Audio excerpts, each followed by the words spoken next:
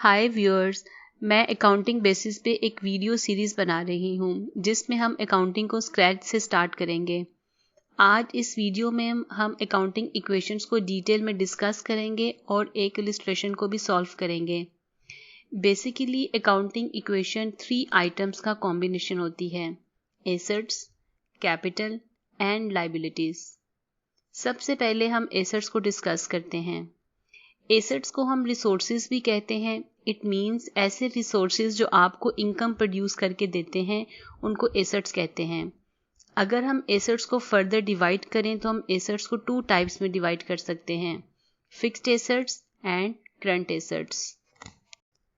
ऐसे एसेट्स जो आपको इनकम प्रोड्यूस करके देते हैं लॉन्ग टर्म पीरियड के लिए, उनको फिक्स्ड एसेट्स कहते हैं। इनको हम लॉन्ग टर्म एसेट्स भी कह सकते हैं। इसमें बिल्डिंग, प्लांट, मशीनरी, फर्नीचर आता है। ऐसे एसेट्स जो आपको इनकम प्रोड्यूस करके देते हैं शॉर्ट टर्म पीरियड के लिए, उनको करंट एसेट्स कहते हैं। यहाँ short term period means 1 year है, मतलब current assets with in a year income produce करके देते हैं। इसमें अकाउंट रिसीवेबल, इन्वेंट्री और कैश आता है। अगर कैपिटल की बात की जाए तो कैपिटल वो अमाउंट होती है जो ऑनर बिजनेस में इन्वेस्ट करता है। ये कैश की शेप में भी हो सकती है और फिक्स्ड एसेट की शेप में भी हो सकती है। हम कैपिटल को बिजनेस का सोर्स भी कह सकते हैं। मीन्स ये वो सोर्स है जहाँ से पैसा बिजनेस में इंजेक्ट होता है।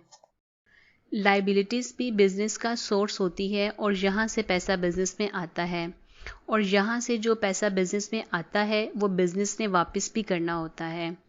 हम लायबिलिटीज़ को भी 2 टाइप्स में डिवाइड कर सकते हैं, like long term liabilities and short term liabilities. ऐसी लायबिलिटीज़ जो हमने लॉन्ग टर्म पीरियड में वापस करनी होती हैं उसको लॉन्ग टर्म लायबिलिटीज़ कहते हैं। हम बैंक लोन को लॉन्ग टर्म लायबिलिटीज़ भी कह सकते हैं। ऐसी लायबिलिटीज़ जो हमने शॉर्ट टर्म पीरियड मतलब with in a year clear करनी होती हैं उनको शॉर्ट टर्म लायबिलिटीज़ कहते हैं। हम अकाउंट्स पेएबल को शॉर्ट टर्म लायबिलिटीज़ भी कह सकते हैं। यहाँ हमें एक बात क्लियर होती है कि एसेट्स बिजनेस के रिसोर्सेज होते हैं और कैपिटल एंड लायबिलिटीज़ बिजनेस के सोर्सेज होते हैं। मीन्स कैपिटल और लायबिलिटीज से पैसा बिजनेस में आता है और हम उस पैसों से एसेट्स परचेज करते हैं जो हमको इनकम जनरेट करके देते हैं। अब यहाँ एक और बात भी क्लियर होती है कि बिजनेस के अकाउंट्स उस वक्त एक्यूरेट होते हैं जब रिसोर्सेज सोर्सेज के इक्वल होते हैं। मतलब हम कह सकते हैं resources is equal to sources या फिर assets is equal capital plus liabilities. मतलब जहाँ से पैसा आता है और जहाँ पे यूज होता है बिजनेस में, दोनों साइड्स इक्वल होती हैं और इसी को अकाउंटिंग इक्वेशन कहते हैं। मीन्स हम बिजनेस की हर ट्रांजैक्शन को इस इक्वेशन में फिट करेंगे और इस इक्वेशन की बोथ साइड्स इक्वल रहेंगी। अब बिजनेस में एसेट्स, लायबिलिटीज और कैपिटल के अलावा और भी बहुत सी आइटम्स होती हैं, लाइक एक्सपेंसेस, इनकम और ड्राइंग्स। ये भी बिजनेस का पार्ट हैं। इनकी ट्रांजैक्शंस को हम कहाँ एंटर करेंगे? अकाउंटिंग इक्वेशन में तो बस एसेट्स, लायबिलिटीज और कैपिटल है। एक्चुअली जब भी बिजनेस कोई एक्सपेंस करता है तो इससे बिजनेस का कैश कम होता है। हमें यहाँ एक बात तो क्लियर हो गई कि हमें जब भी एक्सपेंस रिकॉर्ड करना है तो कैश को कम करना है। अब हमने देखना है कि एक्सपेंसेस का दूसरा इफेक्ट कहाँ पे देना है। यहाँ एक बात याद रखिए कि एक्सपेंस का दूसरा इफेक्ट कैपिटल में रिकॉर्ड होगा, और जब भी एक्सपेंस होगा तो हम कैपिटल को भी उसी अमाउंट से माइनस करेंगे। मतलब बिजनेस में जब भी एक्सपेंस होगा तो हमने एक्सपेंस की अकाउंट को कैश में से माइनस करना है और कैपिटल से भी माइनस करना है। इसी तरह जब भी बिजनेस कोई इनकम जनरेट करेगा तो उससे बिजनेस का कैश इंक्रीज होगा। इट मीन्स हम इनकम को कैश में ऐड करेंगे और इसका दूसरा इफेक्ट भी कैपिटल में शो करेंगे जो कि कैपिटल में ऐड होगा। मतलब जब बिजनेस इनकम जनरेट करेगा तो हम इनकम अमाउंट को कैश और कैपिटल दोनों में ऐड करेंगे। अगर ऑनर बिजनेस से कैश या गुड्स अपने पर्सनल यूज़ के लिए लेगा तो फिर हम क्या करेंगे? सिंपल सी बात है, जब भी ऑनर कैश बिजनेस से लेगा तो हम कैश को माइनस करेंगे बिकॉज कैश बिजनेस का कम हो गया है और इस अमाउंट को कैपिटल में से भी माइनस करेंगे, बिकॉज कैपिटल वो अमाउंट होती है जो बिजनेस ने ऑनर को वापस करनी होती है, और जब बिजनेस ऑनर का अमाउंट वापस करेगा तो बिजनेस की कैपिटल कम हो जाएगी।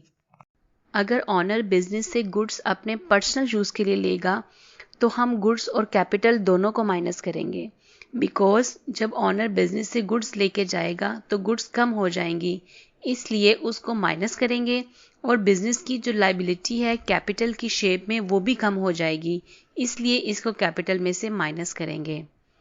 आई थिंक आपको ये कॉन्सेप्ट क्लियर हो गया होगा। अब हम एक इलस्ट्रेशन को सॉल्व करते हैं। Assets is equal to capital plus liabilities. सबसे पहली ट्रांजैक्शंस में सलमान ने बिजनेस स्टार्ट किया है और 1 लाख इन्वेस्ट किया है। इट मीन्स बिजनेस में कैश एंटर हुआ है तो कैश एक एसेट है। मीन्स बिजनेस का एसेट्स इंक्रीज हुआ है तो हम एसेट्स में 1 लाख ऐड करेंगे, और ये पैसा ऑनर की तरफ से आया है। इस मीन्स बिजनेस की लायबिलिटी भी इंक्रीज हुई है, बिकॉज बिजनेस ने 1 लाख जो सलमान ने दिया है उसको वापस भी करना है, इसलिए हम कैपिटल में 1 लाख ऐड करेंगे।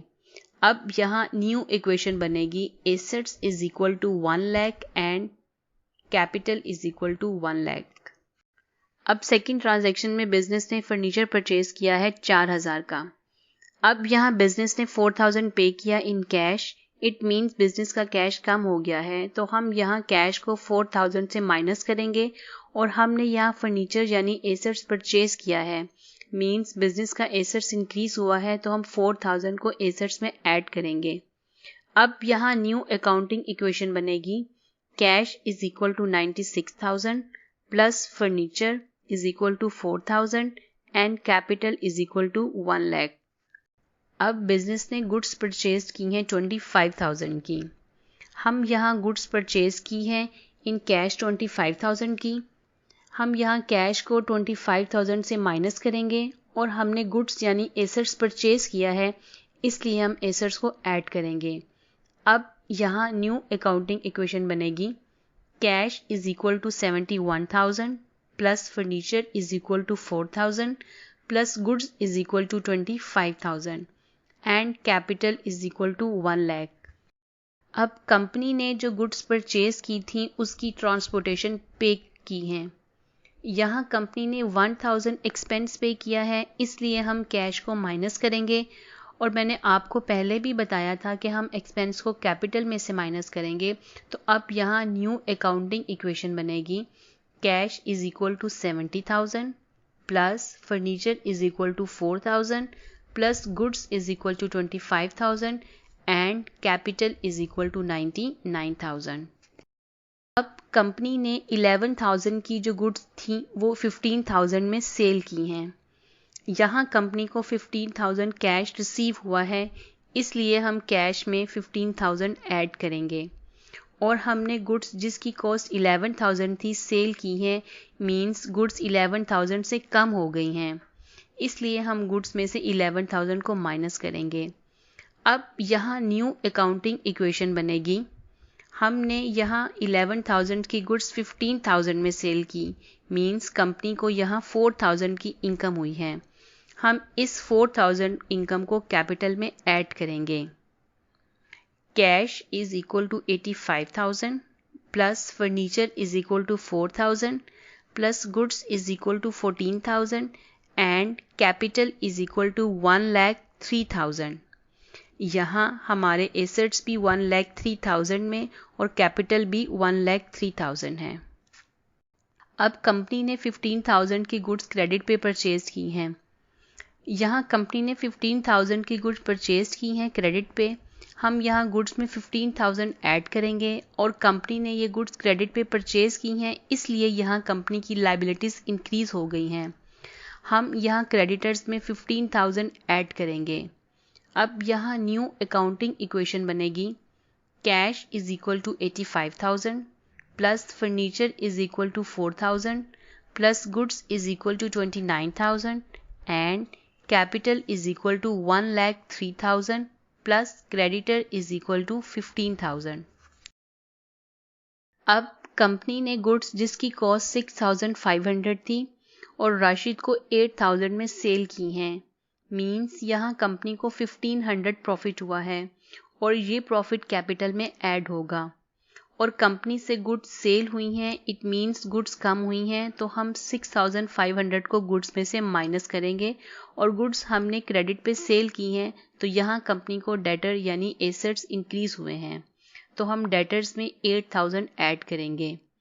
अब यहाँ न्यू अकाउंटिंग इक्वेशन बनेगी, cash is equal to 85,000 plus furniture is equal to 4000 plus goods is equal to 22,500 plus debtor is equal to 8,000 and capital is equal to 1,04,500 plus creditor is equal to 15,000। अब company ने राशिद यानी debtor से 4,000 receive किए हैं। यहाँ company ने cash receive किया, it means हम कैश में 4,000 ऐड करेंगे और ये अमाउंट हमें डेटर से रिसीव्ड हुई है, तो हम डेटर्स में से 4000 को माइनस करेंगे। अब यहाँ न्यू अकाउंटिंग इक्वेशन बनेगी, cash is equal to 89,000 plus furniture is equal to 4000 plus goods is equal to 22,500 plus debtor is equal to 4000 and capital is equal to 1,04,500 plus creditor is equal to 15,000। अब company ने 9,000 की payment की है creditor को। यहाँ company से cash कम हुआ है, तो हम यहाँ कैश में 9,000 माइनस करेंगे और कंपनी ने क्रेडिटर्स को पेमेंट की है और क्रेडिटर बिजनेस की लायबिलिटी है और बिजनेस की लायबिलिटी कम हुई है, इसलिए हम क्रेडिटर को 9,000 से माइनस करेंगे। अब यहाँ न्यू अकाउंटिंग इक्वेशन बनेगी, cash is equal to 80,000 plus furniture is equal to 4,000 plus goods is equal to 22,500 plus debtor is equal to 4,000 and capital is equal to 1,04,500 plus creditor is equal to 6,000। अब assets की final position है 1,10,500 और capital है 1,04,500 और creditor है 6,000। आप देख सकते हैं कि both sides are equal here. I think आपको ये वीडियो पसंद आई होगी और इसको लाइक कीजिएगा और शेयर कीजिएगा और अगर कोई सजेशन है तो लाजमी शेयर कीजिएगा। Thank you.